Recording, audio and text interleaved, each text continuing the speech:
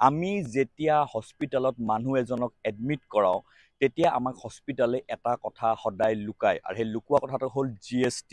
ধৰক আমি মানুহজনক হস্পিটেলত যেতিয়া ভৰ্তি কৰাও আমাৰ বিল দেখালে ধৰকচোন এক ৰাতিৰ বিল দেখালে যে 5,000 টকা, কিন্তু GST লাগি পেলাই কি হৈ যায়, কেতিয়াবা বিলটো 6-7 হাজাৰ টকা হৈ যায় GST লাগি পেলাই। অকল এডমিট কৰাওঁতে বুলিয়ে নহয়, ধৰকচোন ক'ৰবাত কোনোবা মানুহ কিবা চেকআপ কৰিলে ডক্টৰৰ ওচৰত গৈ পেলাই, ক'ৰবাত কিবা টেষ্ট কৰালে ধৰকচোন, বা কিবা এম্বুলেন্স ছাৰ্ভিচ ল'লে, তেতিয়াও GST লগাব নোৱাৰে। তেন্তে মই কি কৈছিলোঁ আপোনালোকে একদম মনত ৰাখিব। এডমিট কৰাওঁতে GST লগাব নোৱাৰে, ডক্টৰ তাত চেকআপ কৰাব গ'লে GST লগাব নোৱাৰে, এম্বুলেন্স ছাৰ্ভিচ ল'লে নোৱাৰে, আৰু টেষ্ট কৰালে নোৱাৰে। আমি কোন কেতিয়া হস্পিটেলত ভৰ্তি হ'বলগীয়া হয় আমি কোনো নাজানো, সেইকাৰণে এইখিনি কথা সদায় মনত ৰাখিব। আৰু যদি কোনোবা হস্পিটেলত GST লগায় আৰু আপোনালোকে কোৱাৰ পাছতো যদি GSTটো অঁতৰাই নিদিয়ে, তেন্তে আপুনি আপোনাৰ চিনাকি এডভকেটৰ লগত কনচাল্ট কৰি সেইখন হস্পিটেলৰ ওপৰত লিগেল একশ্যন ল'ব পাৰে। বিৰাট দৰকাৰী ভিডিঅ' সকলোলৈ শ্বেয়াৰ কৰি দিব। জয় আই অসম।